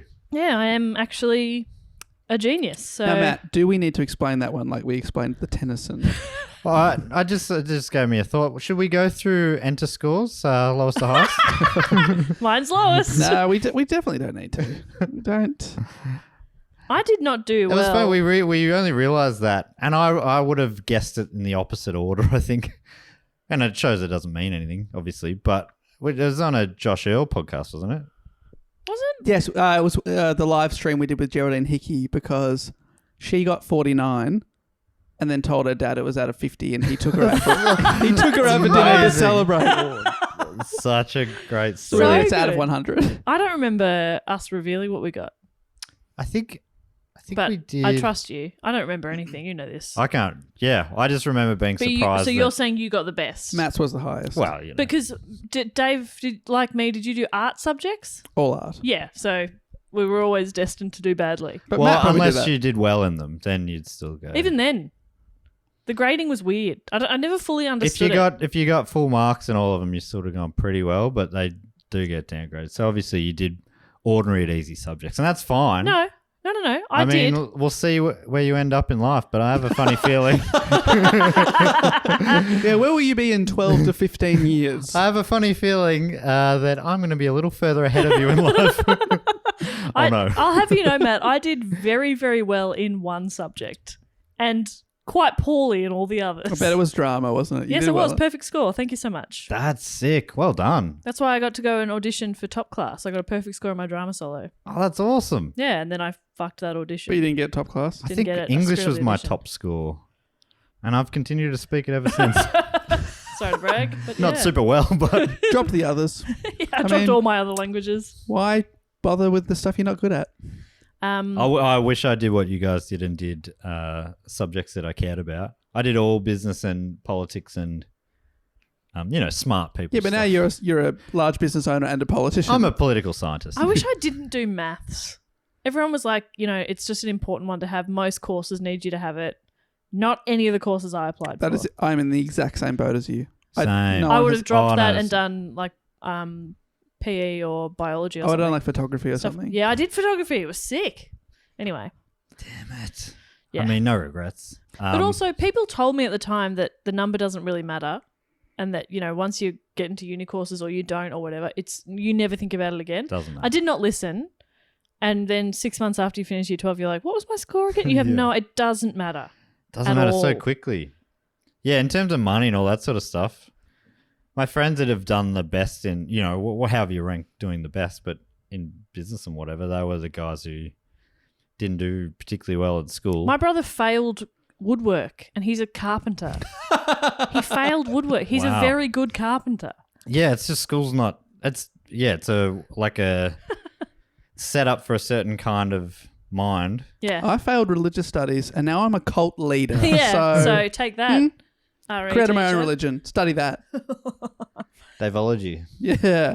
Peace out. It is a bit weird that you sort of like you're 17, 18 and you're just finishing school and you have to decide what your future's going to be. And it's like, that makes no sense. But anyway, we've done our factquote question, which of course brings us to everybody's favourite part of the episode, where we shout out to some of our beautiful Patreons who support us over at patreon.com/dogoonpod. Cool. Before we do that, can I quickly just thank one of our great Patreon supporters who got in contact. Remember Paul Jackby? That's a typo. It's Paul Jacob. There's a K instead of an O. He messaged going, hey, just double checking, was that me? And I'm like, oh, yeah, I think he misspelled his own name, Yeah, so right. it's on him. Yeah. But thank you to Paul. We hope you still enjoyed your shout out last week, even though the whole time you're going, is it me? Is there someone from the same town as me with nearly the same name as me, but not quite? That's crazy. That's possible. It was you. But as well as getting a shout out and the Fact Quote Question Club, you can also sign up to a level where you get 3 bonus episodes a month now. We are about to record our 3rd for this month. We've already put out a bonus report. Yep. We did a quiz that we played along with, and you can we all played the quiz, and you can play along this month. And also our episode of Phrasing the Bar is coming out in a few days' time, and we're talking about the film School Ties with a young Matt Damon, young Chris O'Donnell, young Ben Affleck, and of course a young Brendan Fraser. He's good looking in this, but just the other night I was watching The Mummy, so we're jumping forward quite a few years, and it's like, God, dude, he's so hot. He only got hotter. He Not got his value. hotter. Absolutely not his value. He's funny. He's a good actor. He is a good actor. Fuck, he's Big hot heart. though. Hey, he's really hot. Yeah. Inside and out. Inside and out. He's got warm insides. I don't find assholes attractive. Yes, That's just me. absolutely not. I don't like bad boys. I like good boys. Like Brendan Fraser. That's just me. He's a good boy. And so usually when we do these shout outs, we like to play a bit of a game as well. But I'm struggling a little bit to come up with one. What today. about instead of diamond, what we would get them now? We know the truth about diamonds. If we're asking them to marry us? what sort of ring, what sort of a crystal, what sort of treasure? Okay, yeah, love that. Do you mind if I kick her off? Please don't actually kick anyone. Okay. Did you? Because No. you just said, "Can I kick her off?" Are you kicking a woman off a boat or Kicking something? you off this podcast. Kick. I do mind. He was looking at me. Can I kick her off? No. And I said, no. Kick it off. Is that Okay. better? No, I'm a human being, Calling me out? and I work hard at this podcast. I know I'm not as good as you guys, but I really do try. Okay, she's fishing. Yeah. Well, that's the other one. You kicked me off this boat. I'd love to first thank from Princeton in New Jersey. Is that where Princeton University is in New Jersey? Well, that was a big plot line in the Brendan Fraser film, School Yes, Ties. that's right. I'm like, where do I know that from recently? So from Princeton, New Jersey, I'd love to Jersey. thank Lisa Ballard. Lisa Ballard. Thanks, I would Lisa. get Lisa a little mini bell Oh, your made ding-a-ling. of gold. Oh, gold bell. That's you could call her the My Dingling. That's quite nice. So it's Yeah. a little gold ring that has a little bell on it. But boy, So it makes a native mighty birds can get sound. away when she's around. Not to be confused with a cow's bell. And no, it's not a cow's bell. It's a beautiful, dainty sound. But also, I can hear her coming. So Yeah. no more surprises because she's very sneaky and quiet. Lisa. Oh, Lisa, so sneaky. So sneaky and quiet. How's she do it? How do you do it, Lisa? Anyway, no longer. For the fact check here, Princeton is a town in New Jersey known for the Ivy League, Princeton University. Oh, there you I had go. no idea where Princeton was. Well, I wonder if Lisa, funny. I mean, either a resident or maybe studying there. Oh, wow. Perhaps. Who knows? But anyway, thank you, Lisa. Enjoy your little bell. Sorry about that. I'd love to also thank from Westminster in California in the United States, Elizabeth Salgado. Elizabeth Salgado. I think that she has a bucket full of gold coins. Oh, that's good. Like real gold or Like- like ones and twos from Australia? No, Still, like, a bucket's a lot. Hey? no, like proper pirate treasure style. Pirate gold. But in a bucket. Oh, yeah. Sort of modernize it a little yeah. bit. Yeah, because we don't use chests No, for anything, there's or no boxes chest anymore. Just use a bucket. Yeah. Well, she's gone down to the beach. Just Yeah, collected some coins. She was gonna make a sandcastle. Yeah, it's a sand bucket full of gold coins. Wow. Will you be my partner?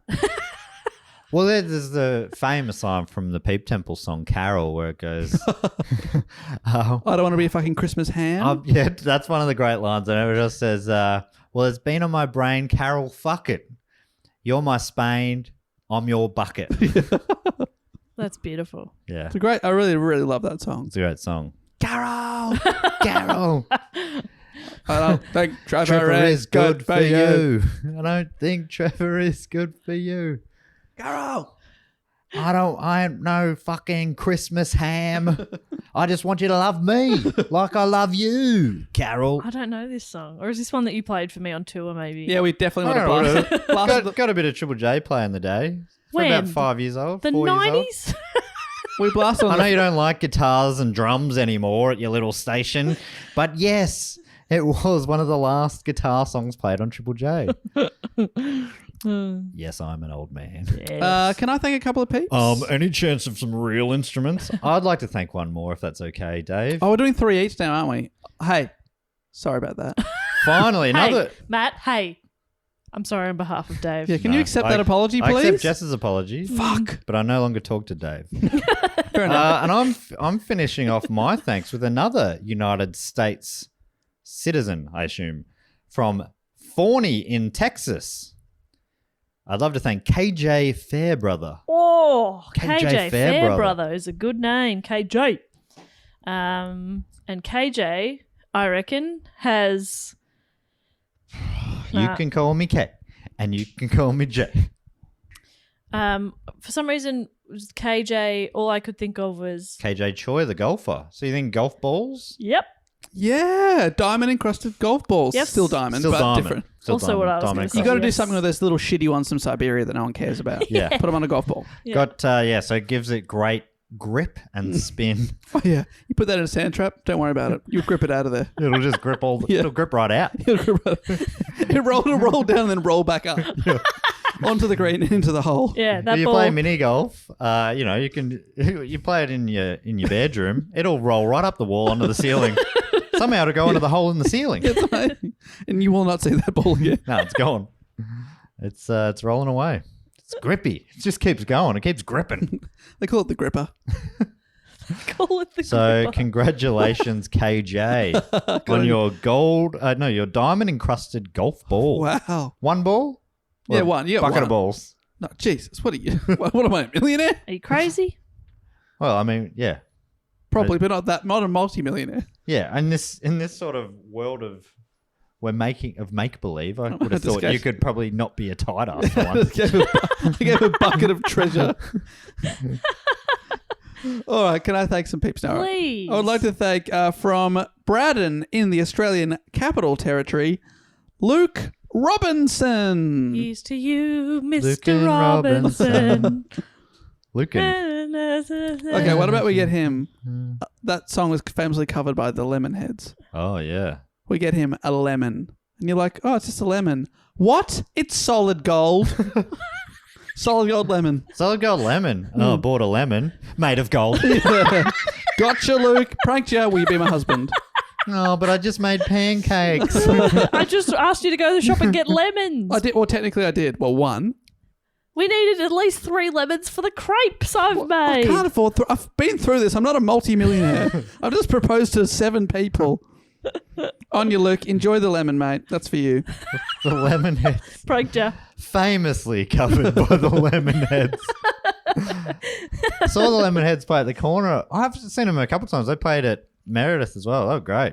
I mean, it's feel, Evan Dando and band these days, I believe, and has been for a while. But I get a feeling that'd be a great live show, though. yeah, he played everything at Meredith. I think my favorite track of theirs. Remind me, what are the big ones? Mrs. Robinson. I think they probably. I don't know if they played that, but they definitely played Outdoor Type. But my favorite one, absolute banger. Can't put my finger on it right now. But it's your favourite. Favorite Lemonhead song. It's a great tune. Anyway, Dave. You look that up while I thank from San Jose in California, Sarah Paulini. Sarah Paulini. Sarah Paulini. Paulini. We got her a pony. Oh, yes. Nice one. Made of gold. Whoa.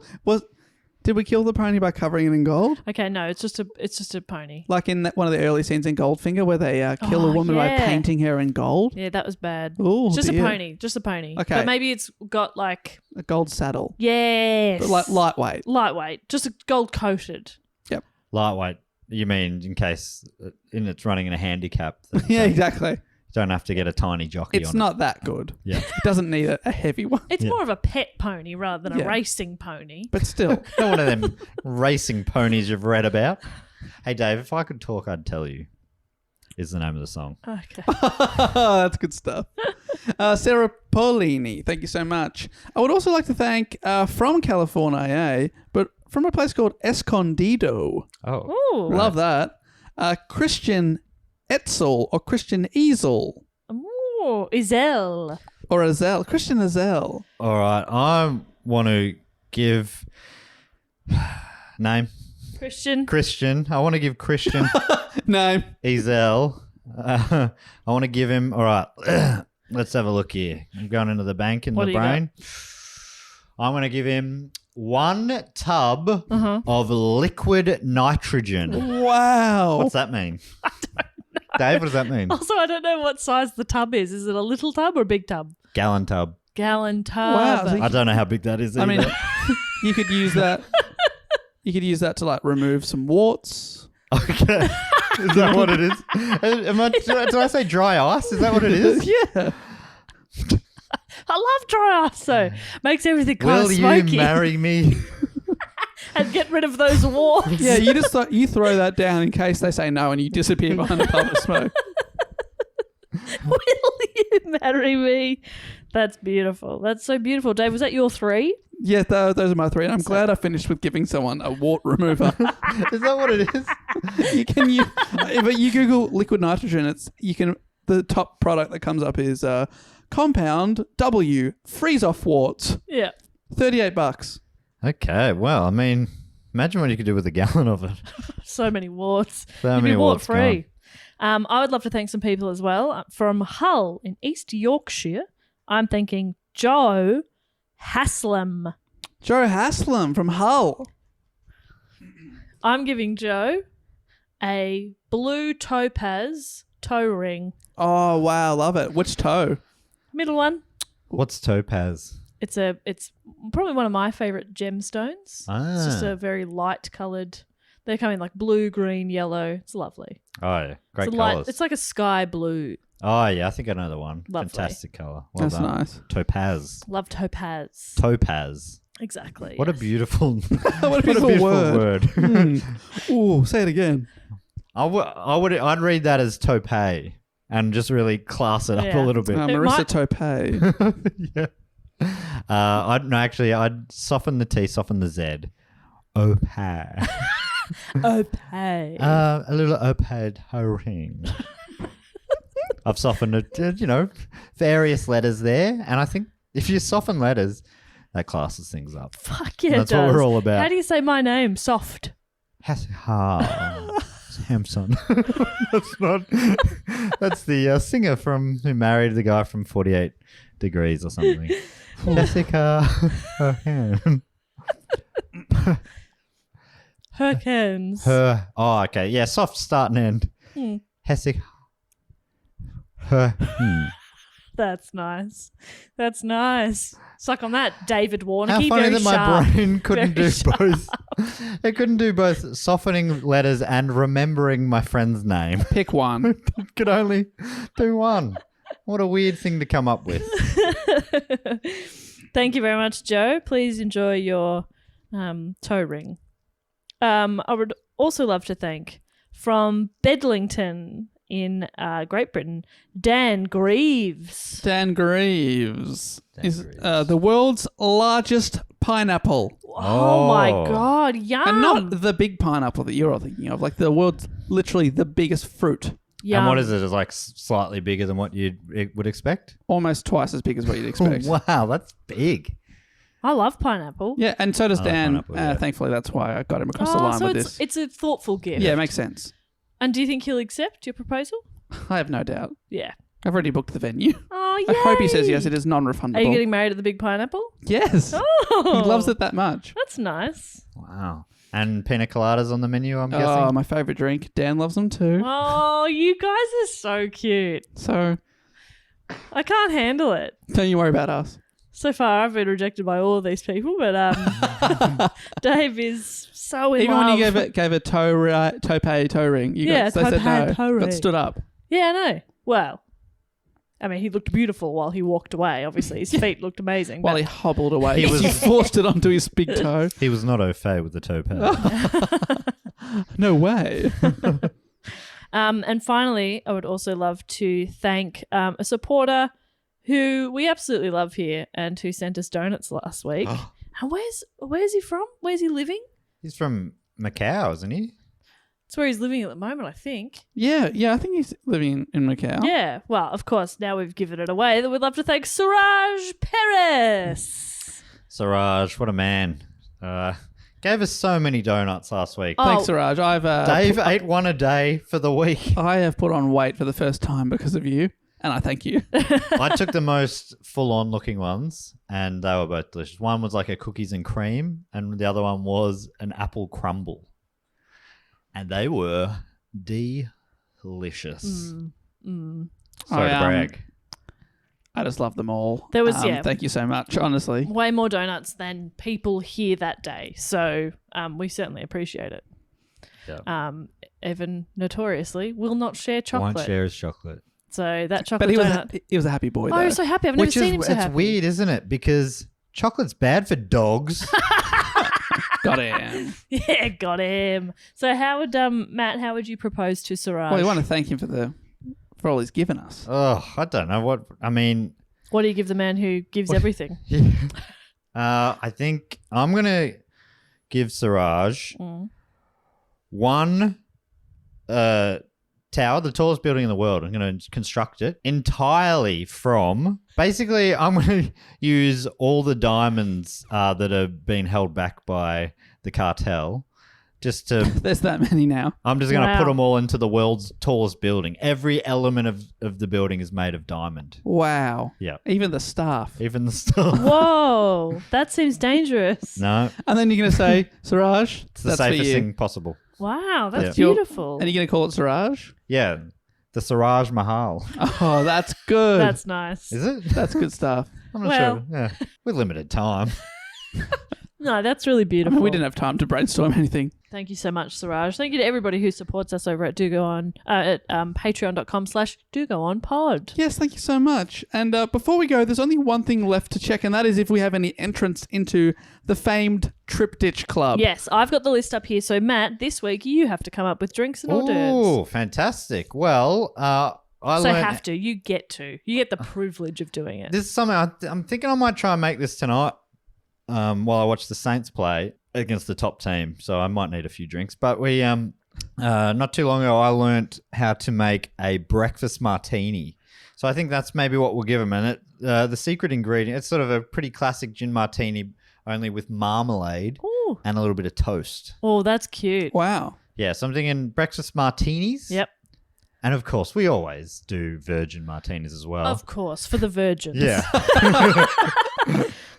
You can have a big boy drink when you're no longer a virgin. Oh. And not their value. It's cordial. You get cordial, Dave. Weak cordial, though. Don't want you getting too sugary. Damn, I love cordial. Never And got it as a child, so it still has the thing over me. Yeah.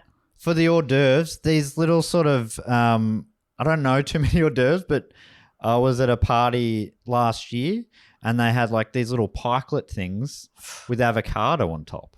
Oh, It was like it was a cousin's 21st or something. yum. Someone pretty fancy.